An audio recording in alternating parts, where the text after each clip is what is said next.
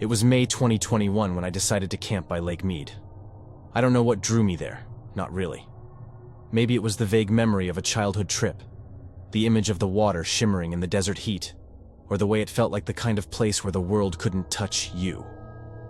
But what I do know is that I wish I'd never gone. The RV rattled and groaned as I maneuvered it down the dirt path leading to the lake. The landscape around me was barren, almost hostile. Scraggly bushes and jagged rocks dotted the terrain, and the air felt heavier than it should have. It wasn't just the heat. It was something else. Something I couldn't quite place.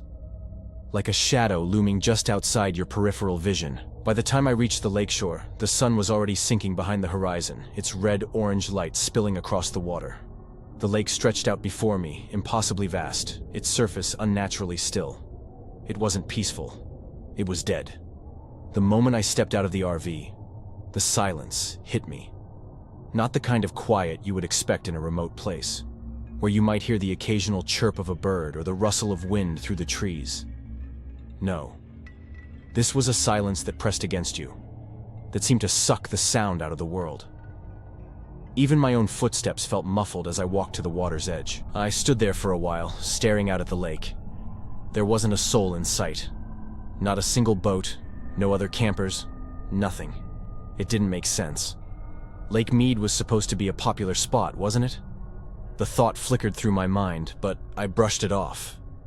Maybe it was just an off-season thing, I told myself. It was as I was heading back to the RV to set up camp that I saw him. A man, standing on the far side of the clearing, just where the dirt path disappeared into the shadows. He wore a tattered jacket and a wide-brimmed hat, the kind fishermen might wear to shield themselves from the sun. But his face was what caught my attention. Or rather, the lack of it. The light was fading fast, and his features were obscured, like they were wrapped in shadow. But his eyes seemed to gleam unnaturally, reflecting the dim light in a way that wasn't right. "Evening," he called out, his voice carrying across the clearing like a whisper that somehow felt louder than it should. I froze, a primal unease washing over me. I hadn't heard him approach. There was no crunch of gravel, no rustle of movement. He was just there. "Evening," I replied, forcing my voice to sound casual, though my throat felt dry. "You camping out here?" he asked, tilting his head slightly. "Yeah," I said. "Just for the weekend?" He nodded slowly, his head bobbing like it was on a loose hinge. "You fish?" "Sometimes," I said. He pointed a long, bony finger toward the water. "Good spot just past the bend there. Big ones." There was something off about the way he said it, like he was reciting lines in a play he didn't fully understand. I nodded, muttered a quick thanks, and turned back toward the RV. When I glanced over my shoulder, he was gone. Despite the unease gnawing at me, I decided to check out the spot he mentioned. Maybe it was stubbornness, or maybe it was the kind of curiosity that gets you killed in bad horror movies. Either way, I grabbed my gear and followed the shoreline toward the bend he'd pointed to. The path was narrow and uneven, the kind of trail that feels like it's been forgotten by time. The further I went, the darker it got, the moonlight barely piercing through the thickening shadows. When I finally reached the spot, I saw what he meant. The water here was deeper, darker, its surface like polished obsidian. I cast my line and waited, the silence around me feeling heavier with each passing minute. That's when I heard it. A faint splash, like something breaking the surface of the water. I squinted, peering out into the darkness. At first, I saw nothing, but then, movement. A ripple, subtle but deliberate, cutting through the still water. And then, I saw him, the fisherman. He was out there, standing waist-deep in the water, his wide-brimmed hat unmistakable. His head was tilted back, as if he were looking up at the sky, but there was something wrong with his posture. His shoulders were rigid, his arms hanging limply at his sides. "Hey!" I called out, my voice shaky. "You all right?" He didn't respond. I took a step closer, my boots sinking into the soft mud. "Hey!" I shouted again. And then he turned. But it wasn't a normal turn. His body twisted in a way that made my stomach look right. like his spine was bending in directions it shouldn't. His head snapped toward me, and even from that distance I could see his eyes. They weren't reflecting the moonlight anymore. They were glowing. I don't remember running back to the RV. It's all a blur.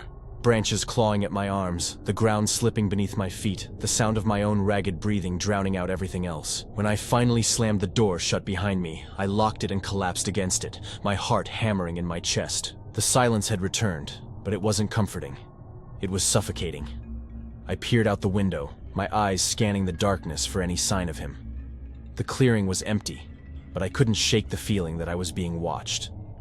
I didn't sleep that night. Every creak of the RV, every whisper of wind against the metal shell, set my nerves on edge.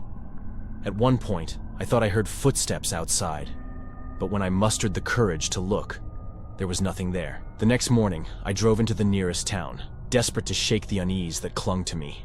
I stopped at a small diner, the kind of place where everyone knows everyone.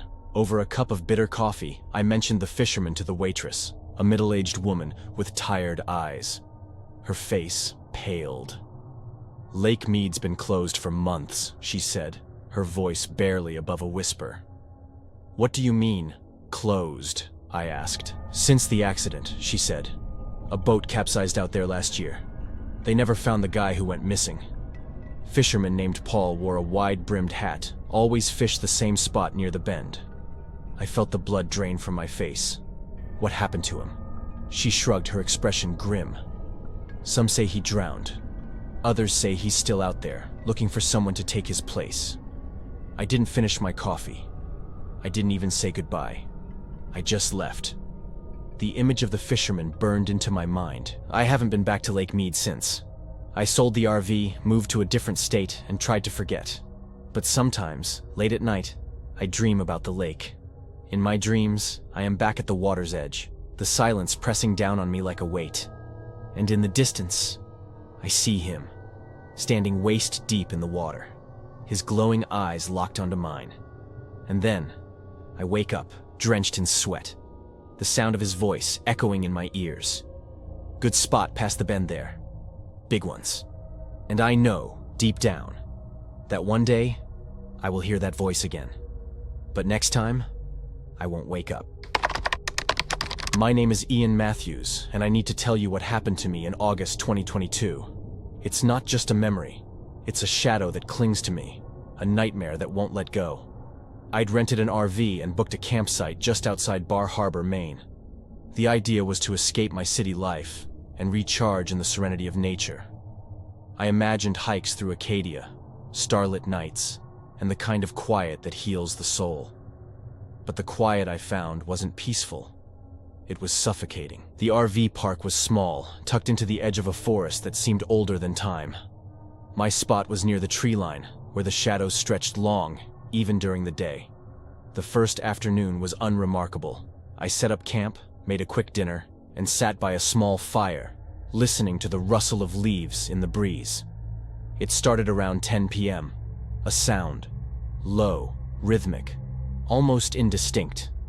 At first I thought it was the wind groaning through the trees. But no, it was sharper, more deliberate. Creak, creak, creak. It sounded like old wooden wheels turning on uneven ground. My first thought was that someone was hauling something, a wheelbarrow or an old cart. But as I sat there, straining to pinpoint the noise, I realized it wasn't coming from the nearby campsites. It was coming from the woods. I stared into the darkness, firelight flickering weakly against the trees. "Hello?" I called out. My voice seemed to vanish, swallowed by the stillness. The creaking stopped. I waited, frozen, listening. A minute passed, then two. Just as I started to convince myself I'd imagined it, the sound returned. Closer this time. Creak, creak, creak. My chest tightened. The fire, once comforting, now felt inadequate, its light barely reaching beyond my immediate surroundings. I doused it quickly, plunging myself into darkness. Inside the RV, with the doors locked and the curtains drawn, I tried to convince myself it was nothing, a trick of the wind, a distant camper. But deep down, I knew it wasn't. The next day, I decided to ask around, casually at first. Most of the other campers brushed me off. One older man chuckled and said, "You're just hearing the trees settling. Happens all the time in old forests." But when I mentioned it to Dale, the campsite manager, his expression changed. He paused, his hand gripping the edge of the desk. "You sure you heard it?" he asked. "Yeah," I said. "Wagon wheels, right?" He didn't answer at first, just stared at me with this hollow look. "Finally," he muttered. "Sometimes people hear things out here. Just stay close to camp, okay?" Then he walked away before I could press him further. That night, I made sure every curtain in the RV was shut tight. The creaking began earlier this time, around 9 p.m. Faint, but persistent. I stayed inside, gripping a flashlight, trying to ignore it. But ignoring it didn't work. By midnight, it was louder, closer. Creak, creak, creak. And then, something new. A thud. A single, heavy thud, like something being dropped onto hard ground. My breath hitched. It came again, louder this time. Thud. Creak, thud. Creak. I couldn't stay inside anymore. My skin prickled with a horrible certainty. Whatever it was, it wouldn't stop until I faced it. I stepped outside, flashlight trembling in my hand. The air was cold, unnaturally so for an August night. The camp was silent, the other RVs dark. "Who's there?" I called, my voice cracking. The sound stopped. I scanned the tree line, the flashlight beam shaking as I moved it back and forth. The woods loomed, a wall of blackness that seemed to pulse with menace. Then, I saw it. A shape. Low to the ground, barely more than a shadow, but unmistakably moving. It was gliding between the trees, almost too smoothly, like it wasn't walking but being carried. And behind it, I could make out the faint outline of a wagon. The wheels turned slowly, creaking with every rotation. But there was no one pulling it. I froze, unable to look away. The figure stopped at the edge of the woods, just outside the beam of my flashlight. It tilted slightly, as if noticing me, and then it laughed. Not a laugh exactly, but a sound that mimicked one. Dry, hollow, and mechanical, like bones scraping together. I stumbled back into the RV, locking the door and pulling the blinds shut. For the rest of the night, the creaking circled the campsite, punctuated by the occasional thud. The next morning, I decided I'd had enough. I packed up to leave, but as I drove toward the exit, Dale was standing there, waving me down.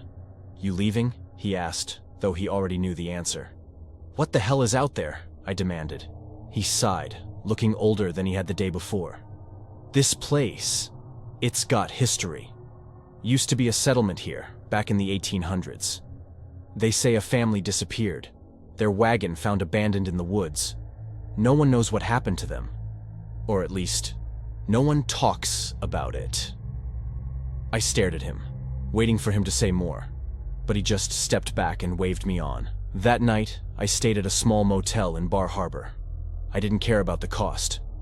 I just needed walls around me, something solid between me and whatever was out there. But around 3 a.m., I woke up to a sound. Creak, creak, creak. It was outside the motel, louder than ever, echoing up to my second-floor window. My heart pounded as I approached the curtain, every instinct screaming at me not to look. I peeked through a crack. In the parking lot below, the wagon was there, its wooden frame warped and splintered, the wheels turning slowly on their own. And standing beside it was the figure. No longer a shadow, but something wrong. Its body was twisted, its limbs bending at unnatural angles. Its face, or what should have been its face, was a void, a shifting blackness that seemed to pull the light around it. It raised a hand, long and thin, and pointed directly at me. I left Bar Harbor before dawn, driving until the sun was high in the sky and I was far from the woods. But the creaking followed me. Even now, in the dead of night, when everything should be quiet, I hear it. Creak, creak, creak. And I know it's coming closer. I hadn't planned to stop at Baker's Hole that evening. It was supposed to be just another long stretch of highway, a casual drive through Montana's sweeping landscapes. But the storm rolled in faster than I expected, and the thought of navigating those winding roads under torrential rain was exactly appealing. Baker's Hole was a name I'd heard before. A quiet campground nestled along the Madison River. Seemed harmless enough. The campground was almost deserted, save for a few scattered RVs that looked like they hadn't moved in months. Mine was the only vehicle that arrived that night. I backed into a spot near the tree line, the dense pines swaying ominously in the wind. As I killed the engine, the world around me went silent. It wasn't the comforting kind of silence you might expect in a forest. It was a suffocating, heavy quiet, the kind that feels wrong. Like the woods were holding their breath. I set up quickly, the rain already pelting the roof of the RV. Inside, it was cramped but cozy enough. The radio was still playing faintly from earlier soft static, interrupted by bursts of some old country song. I turned the dial, searching for a station. But all I got was static. No music, no news, nothing but that grating, whispering hiss. As I fiddled with the dial, something caught my ear. It wasn't the static. It was underneath it, faint, almost imperceptible. Voices. The accident the river took them. I froze, hand hovering over the dial. The words were distorted, crackling like they were fighting to break through the static. I leaned in, pressing my ear closer to the speaker. All of them gone. The voice wasn't clear, but it was enough to send a shiver down my spine. I turned the dial again, hoping to catch a station, any station. But the voices persisted, their words fractured and disjointed. Don't stay, it's not safe. My chest tightened. I told myself it was interference, maybe some weird trick of the storm. But deep down I knew better. Something about those voices felt off. I tried to shake it off, turning the radio off entirely. The silence that followed was somehow worse.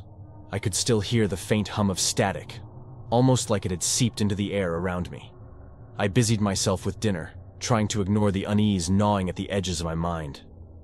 The storm outside grew fiercer, the wind howling like a wounded animal. Every so often, I thought I heard something outside, footsteps crunching through the wet gravel, a faint tap against the RV's window. I told myself it was the wind, but I avoided looking too closely. It was around midnight when I decided to turn in. The rain had slowed, but the storm's presence lingered, heavy and oppressive. I climbed into the narrow bed at the back of the RV, pulling the blanket up to my chin. Sleep didn't come easily. I woke to the sound of static. At first, I thought I'd left the radio on, but I hadn't. The static was coming from somewhere else, deeper, like it was resonating through the walls of the RV. I sat up, heart pounding, and strained to listen. And then I heard it. He's awake. The voice was low and guttural, almost drowned out by the static. But I heard it. Clear as day. Don't let him leave. I scrambled to my feet, flipping on every light in the RV. The static grew louder, a deafening roar that seemed to fill the entire space. The walls felt like they were closing in, the air thick and suffocating. "Who's there?" I shouted, my voice cracking. The static stopped. The silence that followed was absolute. My ears rang with the absence of sound, my pulse thundering in my chest. I stood there, frozen, every instinct screaming at me to run. And then I heard the knock. It was faint, almost polite. A soft tap, tap, tap against the RV door. My breath hitched. No one should have been out there. The campground was empty. The knock came again, more insistent this time. I stepped closer, my hands shaking as I reached for the curtain covering the small window on the door. Slowly, I pulled it back. There was nothing there. The knock came again. But it wasn't from the door anymore. It was from the window beside me. I turned, the blood draining from my face. The window was fogged up. Rainwater streaking down the glass. But there was something else. A handprint. Smeared and wet, slowly sliding down the pane. I stumbled back, my legs giving out beneath me. The lights in the RV flickered, and the static returned, louder than ever. "Leave now." The voice was right in my ear, as if someone were standing behind me. I spun around, but there was no one there. The air was electric, heavy with something I couldn't explain. I didn't wait to find out what it was. I grabbed my keys and bolted for the driver's seat, not caring that I was still in my pajamas. The engine roared to life, and I threw the RV into gear, tires skidding on the wet gravel as I sped out of the campground. The static followed me. Even as I hit the highway, the faint hum of those voices lingered, weaving in and out of the crackling noise on the radio. I turned it off, but the static didn't stop. It was inside the RV now, inside me. You can't outrun it. The voice was faint, but it was there, just beneath the static. I drove for hours, not stopping until the sun broke over the horizon. By the time I pulled into a gas station, I was shaking so badly I could barely hold the steering wheel. The attendant gave me a strange look as I stumbled inside, muttering something about looking like I had seen a ghost. I didn't correct him. To this day, I don't know what I experienced at Baker's Hole. I've tried to rationalize it, blame it on the storm, or my overactive imagination. But deep down, I know the truth. Something was there that night. Something that wasn't human. And sometimes, late at night, when the world is quiet and the static hums through the air, I swear I can still hear those voices. He's listening. People often say I have nerves of steel, a seasoned traveler who thrives on solitude and adventure. That was true until Fort Wilderness. I will never forget the cold, biting air of that November night. It was unseasonably chilly for Florida, and the campground had an eerie stillness, like the world was holding its breath. I had parked my RV in a secluded spot, away from the families and cheerful campers. I wanted peace, a place to think and escape the chaos of daily life. By day, Fort Wilderness is a beautiful place, tall pines, the rustle of leaves in the breeze, and wildlife quietly weaving through the brush. But as night falls, it transforms. Shadows stretch impossibly long, and the air grows heavy with something I can only describe as foreboding. It was my second night there when I first heard it. At exactly midnight, a sound cut through the stillness. Chime. It wasn't loud, but it was impossibly clear, ringing through the trees like a bell suspended in the air. My heart jumped in my chest as I instinctively glanced at the clock. 12 a.m. Sharp. I stood frozen in the dim glow of my RV's kitchen light, straining to listen for anything else. The chime came again. Chime. I opened the door to the crisp night air, my breath misting as I stepped outside.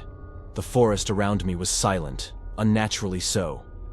No crickets, no rustling leaves, just the lingering echo of that bell. Probably some kids playing a prank, I muttered to myself, though the words felt hollow. Still, I couldn't shake the unease.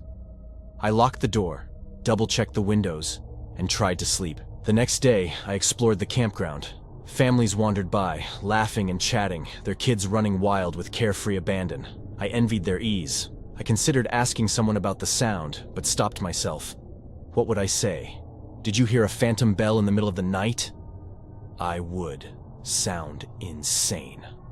That night, the chime returned, exactly at midnight. This time, it was louder, more insistent. Chime. Chime. I bolted upright in bed, heart pounding. It wasn't just a sound, it felt like it was calling me. Against my better judgment, I grabbed my flashlight and stepped outside. The beam cut through the darkness, illuminating the dense trees, but there was nothing. No sign of anyone.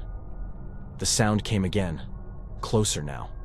Chime. I spun around, my flashlight shaking in my hand. That's when I noticed something I hadn't before. The air felt wrong, heavier, like the atmosphere had thickened. I could feel it pressing against my skin, making it hard to breathe. I followed the sound, drawn deeper into the woods, past the marked trails and into the heart of the wilderness. My rational mind screamed at me to stop, but the bell, it wouldn't let me go. After what felt like an eternity, I reached a clearing. At the center stood an old, crumbling stone pedestal, barely visible in the moonlight. It looked ancient, covered in moss and strange carvings that I couldn't understand. And there, hanging in the air above it, was the source of the sound. A bell. It wasn't attached to anything, just hovering there, faintly glowing as it swayed back and forth. Chime. Chime. I stumbled backward, nearly dropping my flashlight. My mind raced, trying to make sense of what I was seeing. This wasn't possible. Bells don't float in the air. Then, the temperature plummeted. My breath came out in thick clouds, and I felt a presence behind me. Slowly, I turned, and my flashlight beam landed on a figure. It was a woman, dressed in tattered, old-fashioned clothing, her face obscured by a veil. She didn't move, didn't speak. She just stood there, pointing at the bell. "Who are you?" I managed to choke out, but she didn't answer. Instead, she took a step closer, and then another. Her movements were jerky, unnatural, as if her body didn't quite work the way it should. I didn't wait to find out what she wanted. I turned and ran, crashing through the underbrush, the chime of the bell echoing behind me. Chime. Chime. Chime. It followed me all the way back to my RV. By the third night, I was ready to leave. I had packed up most of my things and planned to drive out first thing in the morning. But midnight came too soon. This time, the chime wasn't outside, it was inside. Chime. I froze, clutching the edge of the counter as the sound reverberated through the small space. My eyes darted to the clock, 12 a.m. My breath hitched as I realized the chime was coming from the bathroom. The door creaked open, though I hadn't touched it. "Hello?" My voice was barely a whisper. The light flickered, casting long, jagged shadows across the walls. And then I saw her, the same veiled woman, standing in the doorway, her head tilted at an unnatural angle. "You shouldn't have come here," she said, her voice hollow and distant, like it was coming from somewhere far away. I backed away, but there was nowhere to go. She stepped closer, and as she did, the chime grew louder, more frantic. My ears rang with the deafening sound. I don't remember much after that. Just a blinding light and the sensation of falling. When I woke up, it was morning. The RV door was wide open, and my belongings were scattered across the ground outside. I didn't waste any time. I threw everything into the vehicle and drove out of Fort Wilderness without looking back. It has been 2 years since that night, but I still hear the bell sometimes. Not every night, but often enough to remind me that whatever I encountered at Fort Wilderness hasn't let go. I have tried researching the area, looking for answers. Some say the campground was built on the site of an old settlement, one that was abandoned after a series of mysterious deaths. Others claim the bell is a warning, a way to keep people away from something darker hidden in those woods. All I know is that I will never go back. And if you ever find yourself at Fort Wilderness, listen closely. When the clock strikes midnight and you hear the chime, don't follow it. Whatever's calling you isn't something you want to meet.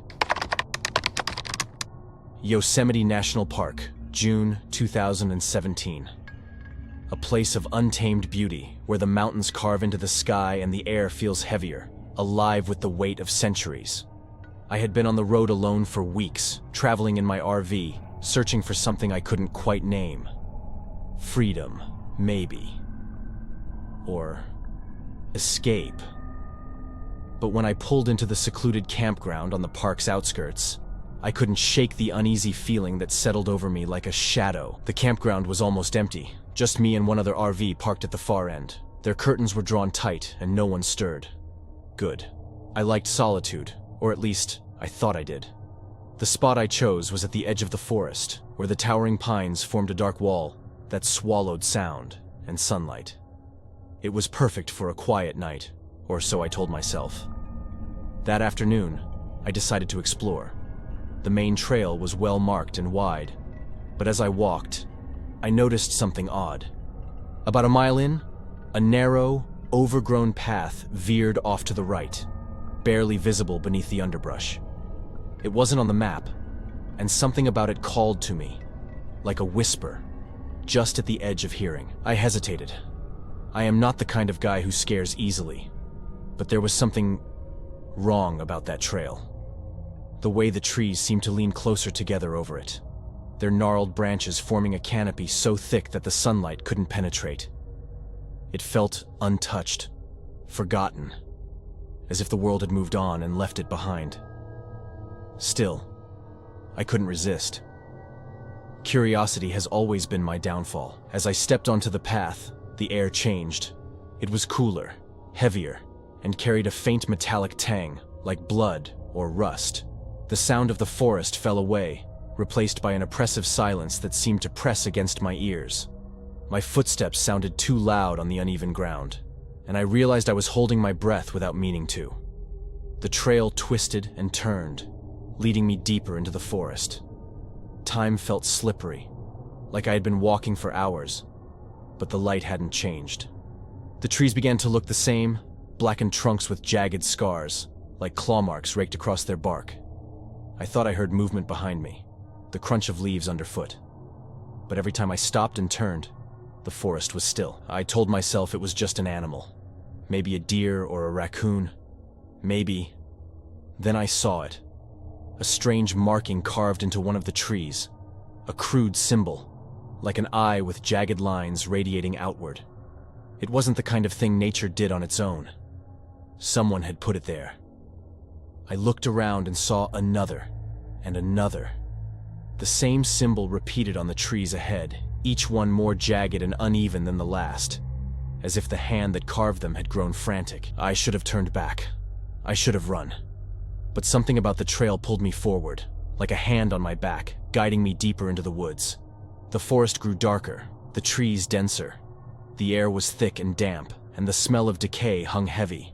Then, I saw the cabin. It was barely more than a ruined wooden walls sagging inward, the roof half collapsed, vines crawling over every surface. It shouldn't have been there. This part of the park wasn't meant to have structures like this, not according to the map. I stood frozen at the edge of the clearing, staring at the cabin. The windows were black, empty sockets that seemed to watch me. The door was ajar, swinging slightly in the breeze, though I couldn't feel any wind. And then I heard it. A low, guttural sound, like breathing coming from inside the cabin. It wasn't human. My heart thundered in my chest, and every instinct screamed at me to leave. But my legs wouldn't move. The sound grew louder, closer, and I realized with a cold, sickening certainty that whatever was inside the cabin knew I was there. The door creaked open wider, and I caught a glimpse of something moving in the shadows. Not an animal, not a person. Something wrong. Its limbs were too long, its movements jerky and unnatural, like a marionette pulled by invisible strings. I stumbled back, tripping over a root, and as I fell, my eyes caught the trees around me. The symbols carved into the bark were everywhere now. Dozens of them, and they were freshwood shavings littered the ground beneath them, as if they'd been made moments before. I scrambled to my feet and ran. The trail seemed different, twisted and unfamiliar, like it was leading me in circles. The forest closed in around me, the trees pressing closer, their branches clawing at my arms and face. I could still hear it, the thing from the cabin, moving through the woods behind me, faster than I thought possible. When I finally broke through the tree line and stumbled back into the campground, I thought I was safe. My RV was right where I'd left it, a comforting beacon of familiarity. But as I got closer, I saw the scratches. Deep, jagged gouges ran across the windows and the sides of the RV, as if something with claws had raked them over and over. The door was open, though I knew I had locked it. Inside, everything was as I had left it almost. On the kitchen counter was a piece of bark, fresh and damp, with that same eye-like symbol carved into it. I didn't stay the night. As I drove away, I glanced in the rearview mirror. For a split second, I thought I saw something standing at the edge of the forest, watching me. Its eyes were like the symbols, jagged and hollow. I never went back to Yosemite. Sometimes, late at night, I still hear that low, guttural breathing. And when I do, I swear I can feel the scratches on my windows.